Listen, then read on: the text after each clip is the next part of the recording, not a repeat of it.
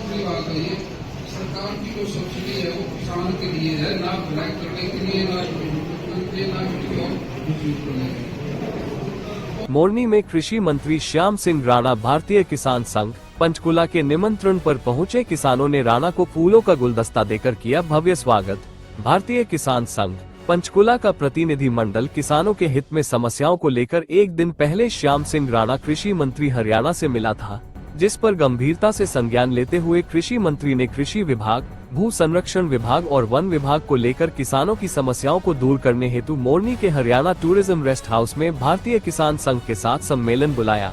भारतीय किसान संघ के अध्यक्ष मोहन लाल और विजय गौड़, संभाग संगठन मंत्री आचार्य नितिन कुमार, जिला महामंत्री नरेंद्र शर्मा, जिला कोषाध्यक्ष पंचकुला ने गुलदस्ता और भगवा पट से सम्मान स्वागत किया।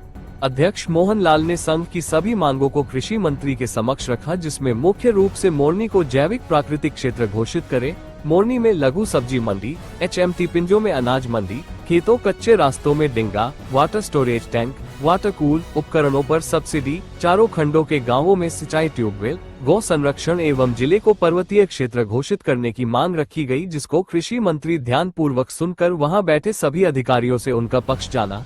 कृषि मंत्री के आदेश पर अधिकारियों ने मोरनी में सब्जी मंडी के लिए भूमि लेने और HMT अनाज मंडी हेतु प्लान तैयार करने की बात कही। भू संरक्षण विभाग और कृषि विभाग के अधिकारियों ने किसानों की सभी समस्याओं को समय पर हल करने के लिए आश्वासन दिया।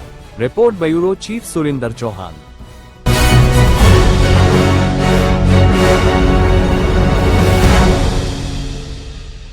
जी, आज आप एक छोटे से भारतीय किसान संघ के निमंत्रण पर यहाँ पहुंचे हो और इनकी जो मांगी थी, जायज मांगे, इनके लिए ज्ञापन भी दिया गया। आपको क्या कहना चाहोगे? देखिए, आप ये कह रहे भी छोटा सा संगठन, ये तो सबसे बड़ा संगठन है भारतीय किसान संघ। और मैं सुनता हूँ भी, जहाँ भी मैं जाता हूँ, भारतीय किसान संघ का कोई प्रधान, कोई महामंत्री, कोई कार्यकर्ता, वो एक मतलब जैसे कहते हैं ना, ज्ञान का भंडार है और कैसे वो किसानों की ओरिजिनल समस्याओं को उठाता है।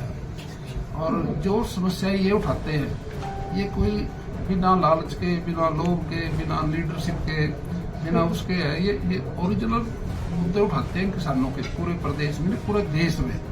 और मैं समझता हूँ इनकी बात, मैं तो बचपन से ही सुनता आया और इनसे बड़ा ज्ञान भी प्राप्त होता है कि समस्याओं का, एग्रीकल्चर से संबंधित बातें हैं, पशुओं से संबंधित है, और मैं समझता हूँ मंडियों से संबंधित है, किसान की जो जेन्युइन समस्याएं हैं, हम इनसे वो पूछते हैं और इनकी बात पर पूरा जवाब देते हैं। अब ये कल गए थे मेरे पास और इन्होंने कहा था, राणा जी एक बार आ जाओ, जरूर आएंगे।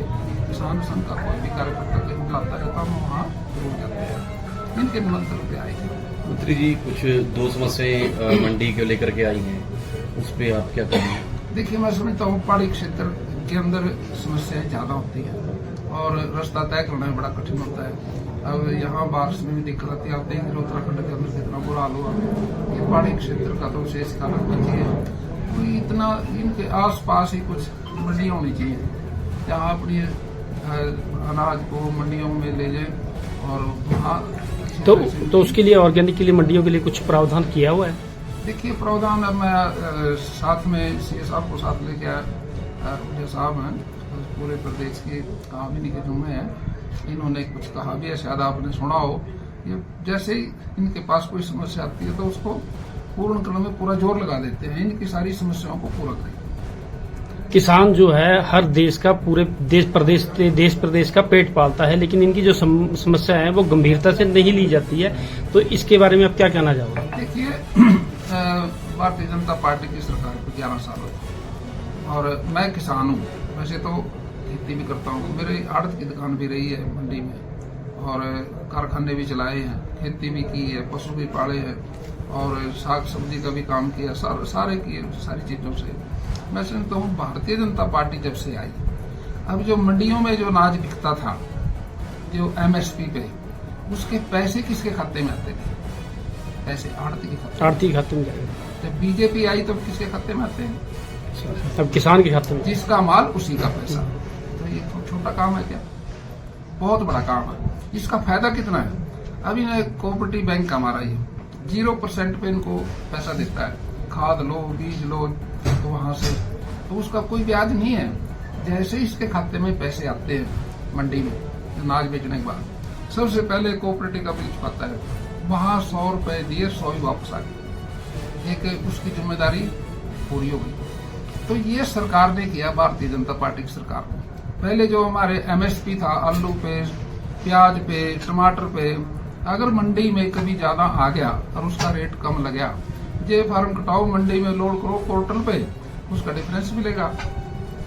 एमएसपी के पैसे उसको जरूर मिलेंगे। और ये हरियाणा के अंदर भारतीय जनता पार्टी की जो हमारे मुख्यमंत्री है, पहले मनोहर लाल खट्टर जी थे, अब नायब सैनी जी हैं, वो भी इस बात को अच्छी तरह जानते हैं कि किसानों को हमने हर तरह पे फायदा करना। सूखा पड़ गया था 2-2 रुपये दे दिए नायब जी ने, कितना बड़ा काम था। करोड़ों रुपए चला गया, लेकिन किसानों की मदद करते हैं, किसानों के पक्ष में है भारतीय जनता पार्टी। एमएसपी तय करती है, अब वो हर साल रेट बढ़ के आते हैं, उससे उसका आमदन बढ़ी है। पशुपालन है, डेयरी है, और उसके साथ साथ बागवानी है, मच्छी पालन है, और बहुत सारे ऐसी योजनाएं हैं जो सरकार की सब्सिडी पे सारा कुछ, प्राणी प्रबंधन है, हर तरह से किसान के साथ। लेकिन मंडियों की इनकी समस्या वैसी की वैसी बनी है, लेकिन क्या उम्मीद कर सकते हैं आपसे किसान देखिए, की? मंडी में कोई आपकी समस्या, आप बताइए क्या समस्या है। देखो, एक चीज है, हम उस पर ध्यान करके उसको दूर करेंगे। हम कोई समस्या कोई जैसे आती है, हम अपनी तरह से तो पूरा ध्यान रखते हैं, फिर भी कोई हमारे से चूक हो जाए, कोई बताएगा तो उसको पूरा करेंगे।